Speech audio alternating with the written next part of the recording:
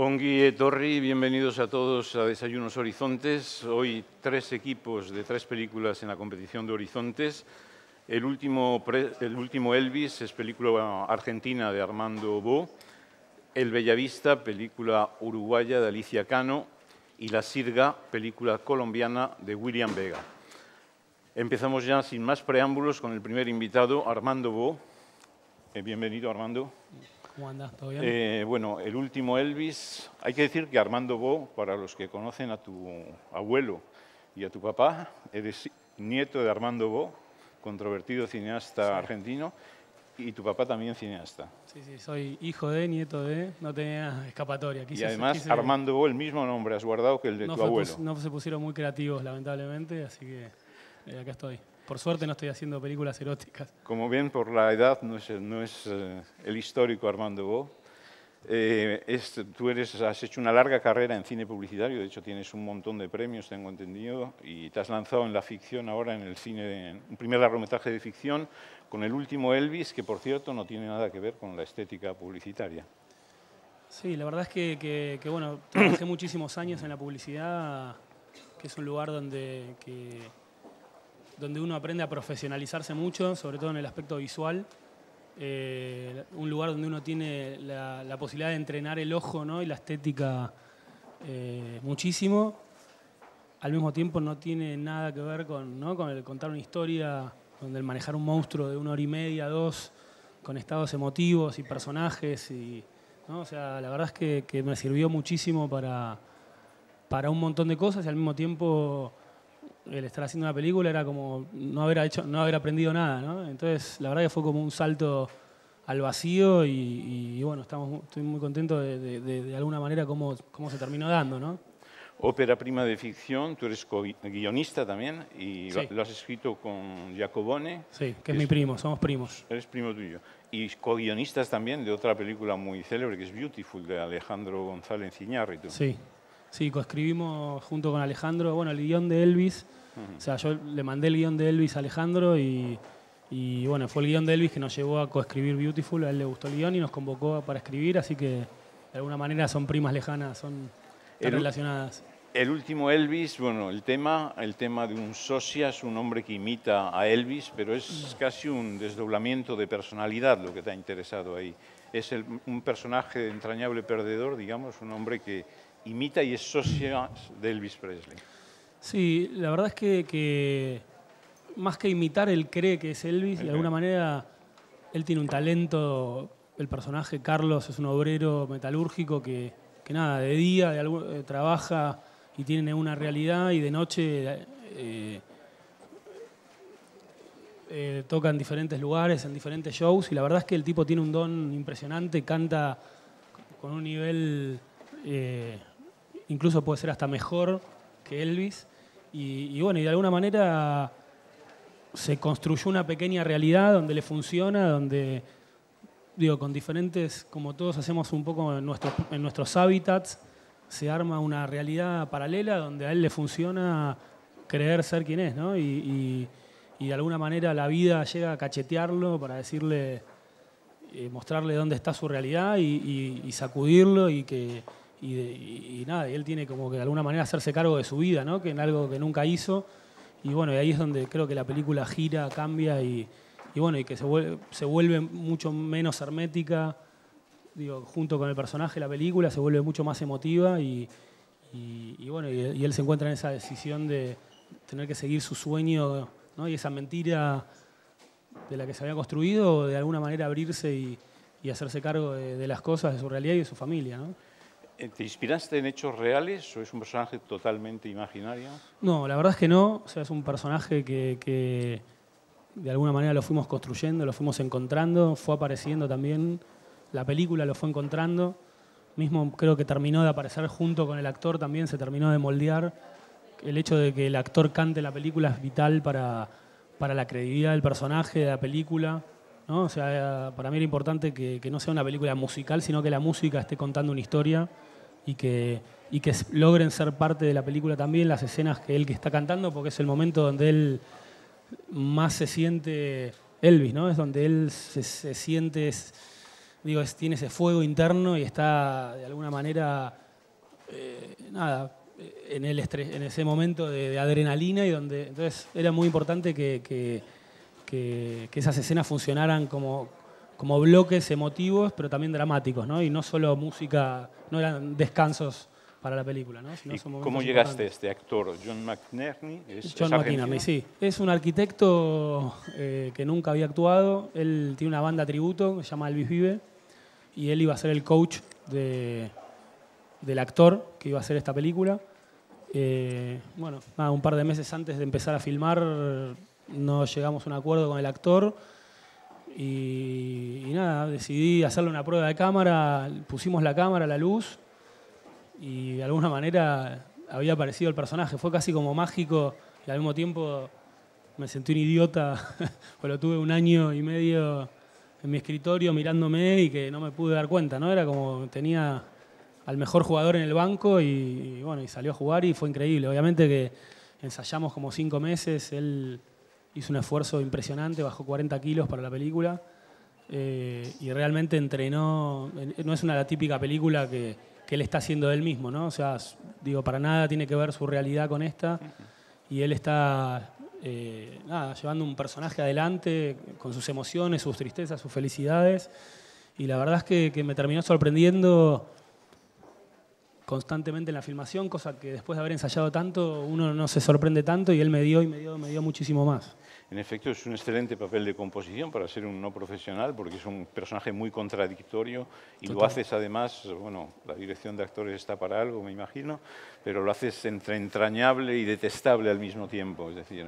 Sí, la verdad es que fue un laburazo porque también fue un trabajo de edición muy fuerte, de elección, ¿no? de bloques, de dónde contar cada cosa, dónde ablandarlo a él, ¿no? También dónde ponerlo un poco más. Me parece que la película empieza más hermética, pero porque él es más hermético, ¿no? Y después se abre junto con él la película y bueno, y creo que fue construida así, ¿no? Desde la base, desde la cerradez de ese personaje a ir abriéndose, a llegar a lo que él más soñó toda su vida y por eso también la película sigue ese camino, ¿no? O sea, ¿cómo habéis trabajado la música? Nos has hablado un poquito, porque precisamente no son los discos de Elvis Presley, sino que él es el que canta. Hubieras tenido muchos problemas de derechos de autor. ¿Sí? No, porque Elvis no era cantante, no era compositor, o sea, tenía un par de temas, pero bueno, todos los temas de la película no son de Elvis, digamos. Así que bueno, sí pagamos los derechos como tiene que ser, que fue una inversión bastante importante. Y para mí era importante que él cante en vivo, así que grabamos los temas en estudio, pero la voz era en la filmación, digamos, ¿no? O sea, era playback de sonido, pero él cantaba sobre el tema, lo cual fue espectacular porque se ve una cosa de él sacando esa energía, esa emoción, así que creo que fue como algo muy importante que está buenísimo para la película, ¿no? Esa realidad que se logra, que no es que está haciendo que canta, sino que está sacando una energía importante. Hay que decir que bueno, has filmado, yo decía al comienzo que es una estética muy diferente del cine publicitario, porque efectivamente hay una búsqueda deliberada de mostrar lo sórdido de los interiores, lo cotidiano de la vida de este hombre. Sí, la verdad es que para mí era importante no quería hacer un documental de este personaje, o sea, quería hacer realmente de alguna manera levantarlo, que no te dé tristeza, de alguna manera afirmarlo, tratar de levantarlo o mantenerlo a flote, que tenga una realidad posible y todas las decisiones fueron tomadas para ese lado, ¿no? Que no de bizarro, sí un poco sórdido, pero sí de alguna manera que sea dramático al mismo tiempo que pudiera funcionarle esa realidad de la que hablaba antes, ¿no? Y en todo momento también, mismo en los recitales, también era importante filmarlo de una manera épica para que él esté sintiendo eso, ¿no? Así que sí fue como creo que por suerte no hay nada del cine publicitario y sí porque hay un trabajo de dirección de arte muy fuerte que está hecho para que no se vea, ¿no? Que justamente eso es lo que funciona. Muchas gracias Armando Bo y vayan a ver el último Elvis, que tiene un final muy bueno, no lo vamos a revelar. Dale, bueno, vayan. Vamos a ver un extracto. Dale.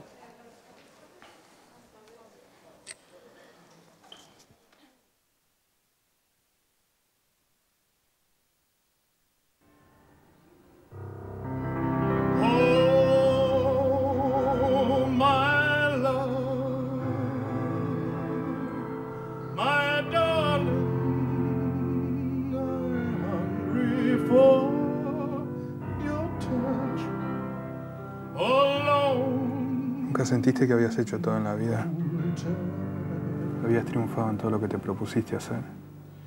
Time goes by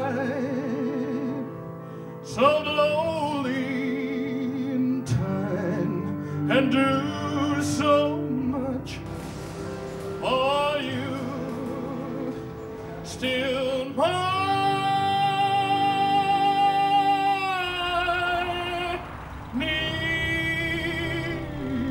Un día me vas a entender. Baja la voz. La llevas una vez por año a la escuela y te pensás que sos grande, pa. Portate como un padre una vez. Yo inventé el rock and roll. Nunca dejé de estar de moda. ¿Cómo te llamas? Figuro como Carlos Gutiérrez. Gutiérrez. To the open arms of the sea. Lonely rivers cry. Estoy a punto de hacer algo grande. Lo que siempre soñé. I'll be coming home. Wait for me, my love, my darling. I'm hungry for your kiss. Alone, lonely time. Time goes by so slowly in time and do so much for you still mine.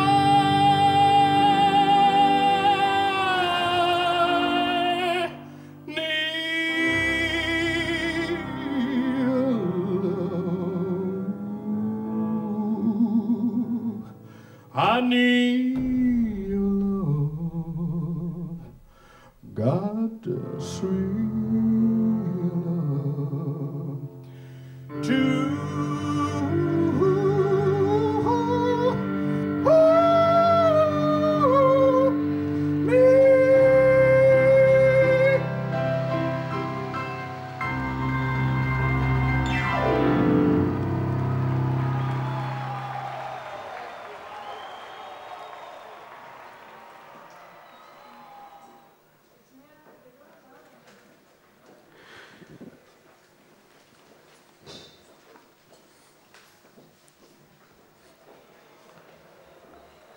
Seguimos adelante en Desayunos Horizontes. Pasamos ahora a la segunda película del día, película uruguaya El Bellavista, de Alicia Cano Menoni, que está con nosotros. Bienvenida, Alicia. Hola, muchas gracias. Bueno, El Bellavista, película documental en un pueblecito en Durazno, en Uruguay. ¿Dónde está este lugar? Es una ciudad pequeña a 200 kilómetros al norte de Montevideo. Y te has ido a rodar ahí a una finca que primero fue una sede de un club de fútbol, luego fue un prostíbulo y ahora un lugar religioso. Es decir, lo tenemos todo ahí. Religión, fútbol... Fútbol, sexo y religión. Sexo. Sí. ¿Qué es lo que te motivó para hacer esto? ¿Qué es lo que te interesó ahí? ¿Por qué fuiste ahí? Bueno, en realidad me enteré de la historia leyendo el diario que decía: un prostíbulo es ahora lugar de rezos. Vecinos estaban hartos de tantos gritos y decidieron hacer de la casa de citas la casa de Dios. Y a mí eso ya me resultó bastante curioso y me fui a la ciudad a ver si era cierto, y ahí me enteré que no solo había sido un prostíbulo, sino que de travestis, de transexuales, como se dice acá en España, y que anteriormente había sido un club de fútbol. Y yo vengo de una ciudad en el norte del Uruguay, un poquito más grande, pero bastante similar a esta, y en nuestras ciudades, de alguna manera, los lugares donde ir a descargar fantasías y pasiones se reducen a la iglesia, al club de fútbol y al prostíbulo. Entonces me pareció interesante cómo estas tres instituciones antagónicas estaban peleando por el mismo lugar, apenas un galponcito con 3 chapas en el techo. Y bueno, y ahí empecé a desarrollar la idea de la película. Y la rodaste con las gentes del lugar, es decir, Exacto. hiciste un trabajo de localización, de preparación. Sí, bueno, es un documental, por lo cual en realidad todos los que allí aparecen son ellos actuando de sí mismos. Claro, como ahora lo único que tenía era la iglesia y tampoco había material de archivo, y dadas también las características de mis protagonistas, que son bastante histriónicos y bastante expresivos, y no les gusta hablar mucho, sino más bien se vinculan a partir de lo físico, decidí reconstruir todo en tiempo presente con ellos actuando de sí mismos. Entonces, en realidad, reconstruimos el club de fútbol, aunque hoy tienen 60 años los jugadores, armamos un partido, después también el prostíbulo lo volvimos a reconstruir, y bueno, y así Es decir, se fue que dando. es un poco un documental, pero filmado como una ficción, porque reconstruyes toda la historia con ellos. De hecho, lo dicen ellos en algún momento, ¿no? En la película también. Sí, ¿no? sí, bueno, digamos que la no has buscado naturaleza esconderlo. y la característica capaz que del rodaje fue de ficción, pero también yo noté que era la única manera que tenía de contar esa historia, porque les hacía entrevistas y se me aburrían, ¿no? Y entonces, bueno, después de tener como claro qué es lo que había pasado en cada etapa y un poco también las historias de vida de ellos, les hice una propuesta de rodaje y bueno, y la película medio que la fuimos construyendo juntos, ¿no? Porque no había un guión tampoco, había una guía de, bueno, acá en esta escena, bueno, en el prostíbulo vamos a filmar cómo era el prostíbulo. Y a partir de ahí ellos actuaban y también, bueno, en la película se ve el backstage en momentos para que también se entienda que es un documental, ¿no? Que no nos olvidemos. Es decir, que te ha interesado sobre todo ir filmando su vida cotidiana, puesto que la película empieza con un tractor, un hombre ordeñando una vaca, el campo, es decir, y luego vas efectivamente descubriendo la vida cotidiana de estas gentes, ¿no? Exacto. En un punto también es un retrato de nuestra sociedad, ¿no? Y entonces, bueno, para mí también era importante, si bien es una historia del lugar y sus transformaciones, para mí lo importante era trascender la anécdota y tratar de reflexionar sobre ella, ¿no? O sea, ¿qué es lo que motiva a estas personas, a estos personajes, a actuar de esa manera? ¿Cuáles son sus estructuras morales? ¿Por qué se comportan y por qué llegan a tomar ciertas decisiones, ¿no? Junto a esa filmación de lo cotidiano, al mismo tiempo hay testimonios bien claros de esos tres estamentos que hemos dicho, de los futbolistas, de los travestis y de los religiosos, ¿no? Hay testimonios verdaderamente documentales, esos son. Sí, totalmente. Porque, bueno, para mí también esta es una película que pretende reflexionar sobre nuestros propios prejuicios y cómo también nosotros, la sociedad que nosotros construimos, y me parecía importante eso, sobre todo las tres grandes entrevistas que hay en la película, es lo que nos hace un poco pensar. Claro. Y la vida en Durán continúa, en el barrio Durán de Durazno. Es decir, habéis proyectado la película allí, creo. Sí, fue precioso. Apenas la película estuvo pronta, después de un año de haberla rodado, lo primero que hice fue ir a la ciudad a mostrarla, a compartirla, porque imagínate que en el año anterior, cada 3 semanas, una llamada de cuándo va a estar pronta esa película, ¿no? Y bueno, y la presentamos en la Plaza Central, fueron 3.000 personas, cayeron con sus sillas y se generaron cosas súper lindas después de la proyección, ¿no? Por ejemplo, la vieja de la iglesia, la anciana, le fue a pedir disculpas a las travestis diciendo que ella no conocía su realidad, que no quería que volvieran a la calle, que lo lamentaba. El diario local por primera vez las entrevistó y bueno, y para ellas también fue una manera, una vez donde en realidad ellas que durante el día se tienen que esconder, a la noche y en esa plaza pudieron mostrarle al pueblo, al resto de Durazno, un poco quiénes son más allá de esa persona que ves en una esquina de noche, ¿no? ¿Cuál ha sido tu trayectoria como cineasta? ¿Cómo has llegado a esto? Bueno, esta es mi primer película. O sea, ópera prima, documental, pero has estudiado cine, ¿no? ¿En dónde? Bueno, ¿no? yo estudié comunicación, después trabajaba mucho el tema audiovisual como instrumento educativo y después conseguí una beca, me fui a estudiar a Italia, una maestría en audiovisual vinculada más al documental. Y después de ahí empecé y trabajé haciendo una serie durante 2 años para Fox en Italia y eso sí fue lo que me dio como el training más de documental, ¿no? Estar ahí todo el día.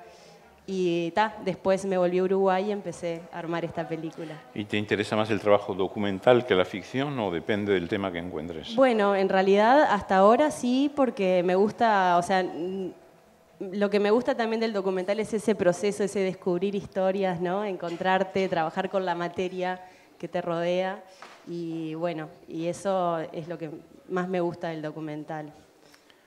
Os deseamos mucha suerte con el Bellavista. Muchas gracias. Vamos a ver un extracto.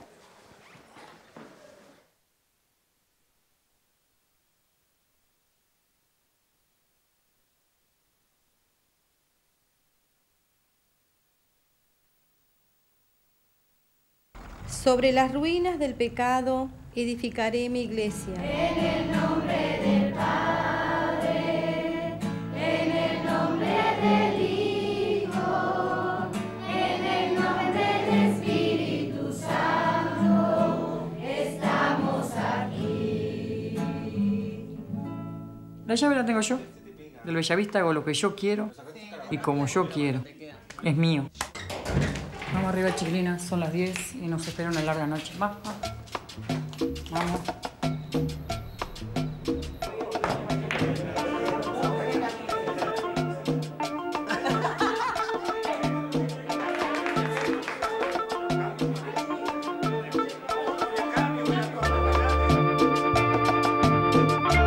El Bellavista fue mi gran comienzo, al travestismo. Fue más bien el estrellato. No sé si hubo alguna persona que no pisara el Bellavista. No. Decime una cosa, el tema del Bellavista, del club de Bellavista. Sí. Que ustedes no saben que hay un quilombo de puto ahí. Usted nombré vicepresidente. Bueno. Y el presidente soy yo. A ver si de una vez por todas echamos los trolos. Estamos palpitando ya este gran clásico. Bellavista vuelve al ruedo después de unos cuantos años.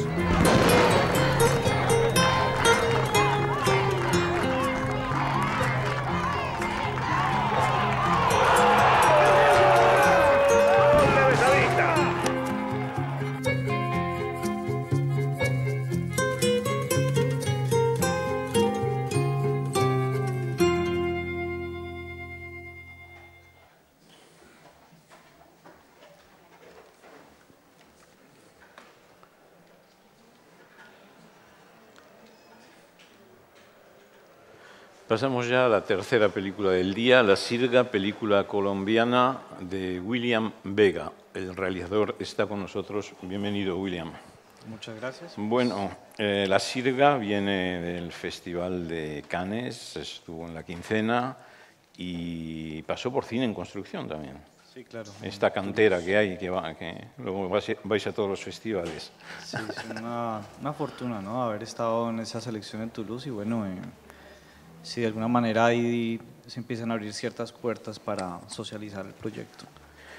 ¿Es tu ópera prima también? ¿Ópera prima de sí, ficción? ópera prima, mi primer guión de largo y primera dirección como tal. Y coproducción con Francia y México. Colombia, Francia y México. Ajá, correcto. Es decir, que ya tienes distribución en todos esos países. En eso estamos, pero sí, digamos que hemos tenido un acompañamiento muy interesante de distribución pues, en Europa, Norteamérica y Latinoamérica. La película cuenta la historia de bueno, el telón de fondo, digamos que es la violencia en Colombia, pero sugerida, puesto que Alicia es una chica que llega a este hostal que se llama La Sirga, en un apartado lugar de Colombia. ¿Nos vas a explicar dónde es esa laguna? Bueno, efectivamente es una laguna que queda en lo alto de los Andes, es como a 2.800 metros sobre el nivel del mar. Es al suroccidente de Colombia, muy cerca a la frontera con Ecuador. Y bueno, como vemos en la película, de alguna manera es un clima distinto, un paisaje diferente como al que estamos acostumbrados normalmente en Colombia y en ese sentido hay como también una distancia, ¿no? Como el mismo público colombiano se ha aterrado un poco de no concebir, digamos, esas imágenes dentro del propio país y bueno, eso es creo que parte también como del encanto de ese lugar. Hay que decir que, bueno, Alicia llega a este hostal, que es el patrón es un familiar suyo, es uno de los pocos familiares que le quedan en vida, puesto que llega huyendo de la guerra civil en Colombia. Y de hecho la trama, la intriga que vamos a ver en la película es que esa violencia va a volver ahí, a ese lugar tan apartado, por donde menos se la espera. Claro.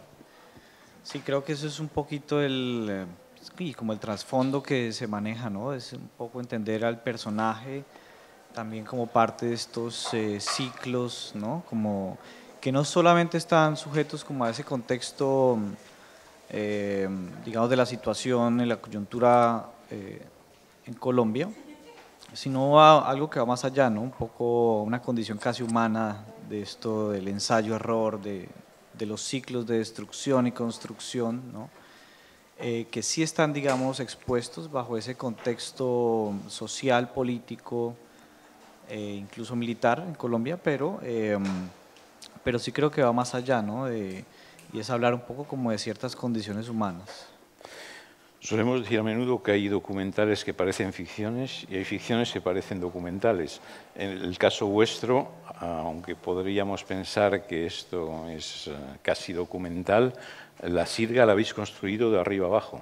Sí, es una construcción total, es una ficción en donde sí es importante de todas maneras ese proceso documental.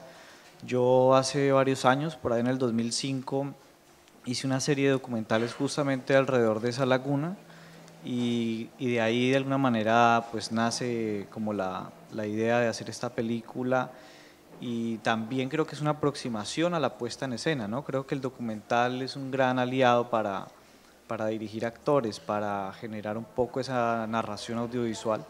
Entonces creo que eso también llega hasta esta película y a pesar de ser una ficción, toda una construcción, sí tiene, digamos, las puertas abiertas a la realidad y creo que eso se siente en el resultado cinematográfico. Es decir, que digamos que hay dos protagonistas, Alicia y el lugar. Sí. Es decir, el lugar es protagónico totalmente. De acuerdo, es otro personaje, ¿no? Otro personaje. Es decir, hay las opciones de puesta en escena, la dirección artística, está todo pensado en función de esa laguna. Sí, sí, sí. Creo que tú lo has dicho, ¿no? Es un personaje, el sitio que de alguna forma cataliza las relaciones entre los demás y creo que es el que genera como un ambiente, una atmósfera, ¿no? Que crea como ciertas tensiones. Y bueno, además de ese espacio, de ese espejo de agua que rodea a los personajes, pues también está la casa como tal, ¿no? Ese techo donde ocurre toda la historia y justamente lo interesante es que al igual que la narración, pues ese hostal es construido, ¿no? Es hecho de alguna manera por nosotros al llegar al lugar. Es decir, que tanto en los personajes como en los paisajes se ha introducido una noción de misterio, una atmósfera inquietante, digamos. Sí, constante. Creo que eso es algo, pues el reto un poco que tenía la película, ¿no? De filmarse de alguna manera, luego montarse a través de un dispositivo que no es necesariamente como el clásico y a pesar, digamos, de eso, mantener cierta tensión, ¿no? En medio de esa calma. ¿Cómo trabajasteis la dirección de fotografía, precisamente? Porque al mismo tiempo hay un sentido del detalle en los encuadres, pero la niebla está completamente presente, es decir, para crear esa atmósfera. Bueno, creo que para la construcción visual de esta historia había una referencia muy clave hacia lo pictórico, incluso más que películas. Creo que los referentes eran pinturas. Me interesaba mucho cómo han trabajado la naturaleza los impresionistas y de ahí que estos espacios pues tengan como esa impresión como tal, lo que hablas de la niebla y cómo dosifica también la información, cómo se vuelve algo que no deja ver del todo ni con tanta nitidez, ¿no? Y creo que también los interiores tienen como una evocación incluso como a Rembrandt, ¿no? Entonces me quise ir por ese lado, ¿no? Como por lo pictórico para trabajar lo visual. ¿Y nos puedes hablar un poquito del casting? Porque son actores profesionales No todos, solo la protagonista es profesional. Pues cuando estábamos rodando estaba terminando su carrera de arte dramático. Los demás, hay 3 actores que vienen un poco más del teatro, de una manera un poco más amateur, ¿no? Y Julio César Robles, el tío de Alicia, pues no es actor y justamente nos entrega en la película toda su naturalidad y le da mucha fuerza al relato. Bueno, se nos acaba el tiempo, creo, pero me gustaría decir para terminar que tú formas parte de una generación de nuevos cineastas colombianos que, como lo decías al comienzo, habéis sacado el cine un poco colombiano de Bogotá y de Medellín para llevarlo al Pacífico y al interior del país, a otros lugares que no se habían visto nunca. Sí, bueno, eso es, creo que parte también del papel, digamos, de la cinematografía, es crear una identidad, y para crear esa identidad hay que conocer también el país en el que se vive, ¿no? Entonces, son relatos desde la periferia con propuestas innovadoras desde su creación, el rodaje, los modos de producción y, bueno, también incluso en las formas de socializarlo, ¿no?